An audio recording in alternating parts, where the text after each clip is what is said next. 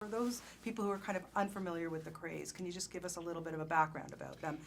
Yeah, well, the Krays were gangsters in London in the 1960s, and rode that wave of London in the 60s until almost the end of the 60s when they went to prison, and it all came to an end for everybody. But they're very interesting because not a lot's been written about them, but there's very little that you can actually pin down about them and know about them. So it's kind of fascinating. Yeah, so for Tom, for you, what was it? Were they on your radar? Was it something that Brian just came to you and said, here's this great script? Tell me how it came to you.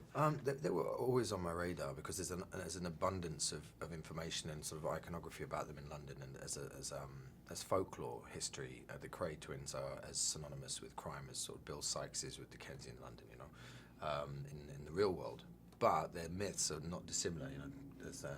There's a lot of fiction about them, as well as, you know, basic facts like when they went to prison and, you know, where they lived, and we all know they loved their mum and stuff like that. But there was sort of national treasure in some aspect on a sort of darker note, as it were, within the criminal infrastructure and historic figures, you know.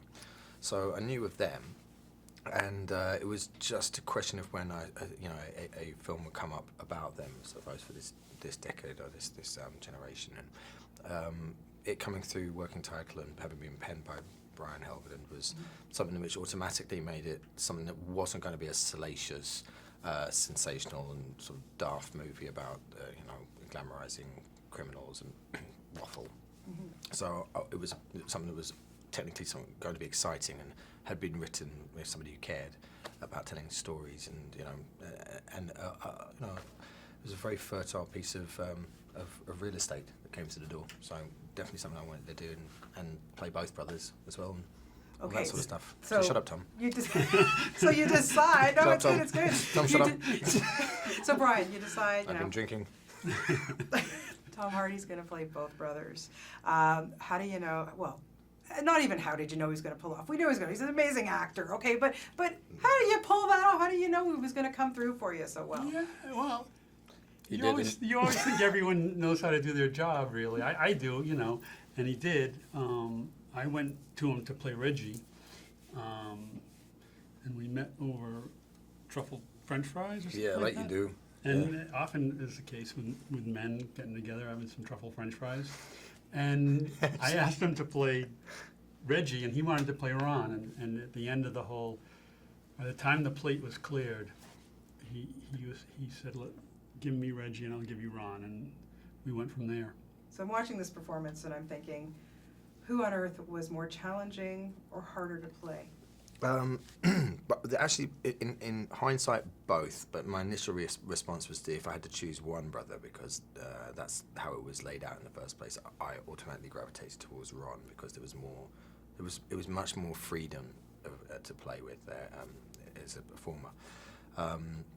In hindsight, I had to be a bit more careful with Ron because there's a way of lambasting or being cartoonish, or to an extent where you miss the point of the clown effort. Is not to joke about things, but to create a certain level of humour whereby people laugh along and then don't realise that what they're laughing at is not something that's funny at all. It's incredibly serious. So the balance was something that was specific in experience, like looking back, experiential hindsight-wise. But Reggie was harder to play because he navigates terrain with a veneer which hides his interior landscape. And from the majority of the film, he's portrayed, you know, as a heroic lead in romantic sort of hero, which didn't sit entirely with my understanding of that world. One has to be very careful, I think, you know, when with the balancing out between real people and a movie or a film or a tale based on real people. So it was a tricky terrain to navigate. Yeah, I mean, it's quite extraordinary. You're watching it, and I honestly believe that I'm watching two separate actors. And lucky. For you, I got lucky.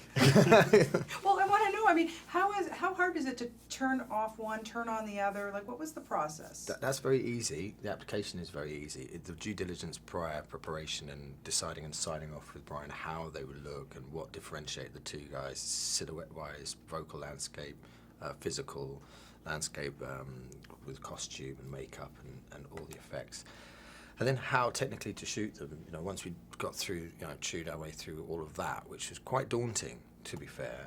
It became a practical application of slow method, and then became really good fun when we committed to doing it. Yeah. Trying to solve that puzzle on a daily basis to make it more seamless and stuff like that and alive. Yeah,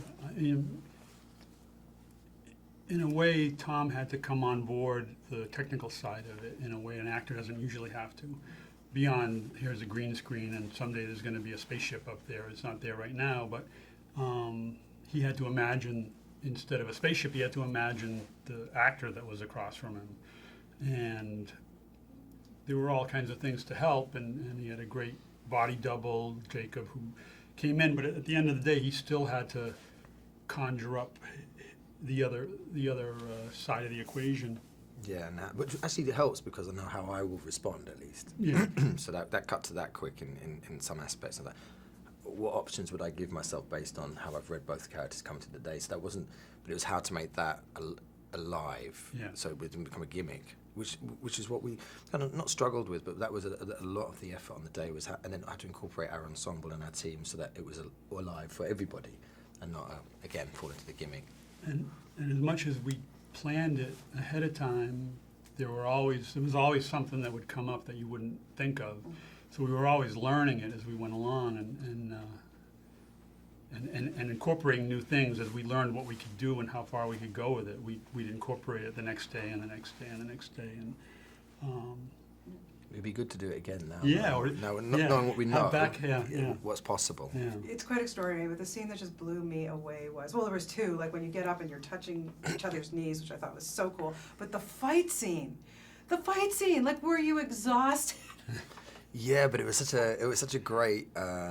It was so full on. Everyone's putting in their input on how to make this illusion work, Right. and there were so many opportunities there to obviously fall apart, and you see behind the curtain that it's not it's the same person, etc. So, and shooting anything moving when you've got to, if you've got a static shot of the brothers talking to one another, it's obviously going to be slightly more simple, you'd have thought, apart from eye lines, when Right. they're in the same room. But to have them moving and constantly interacting, that was a bit off-piste. Yeah, but yeah. good Yeah, fun. very quickly, I just have to ask you about Emily Browning, just working with her, what it was like to work with her. She's fantastic, and I think arguably she had the hardest job out of all of us in the acting department to do, because she's the sobering and most honest, in many ways grounding character in the piece, who we see through her eyes, and ultimately gets caught between these two, in a triangle between these two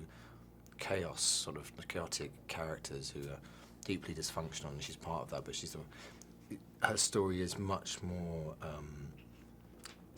she's the most human, I feel, Yeah. element of the piece, and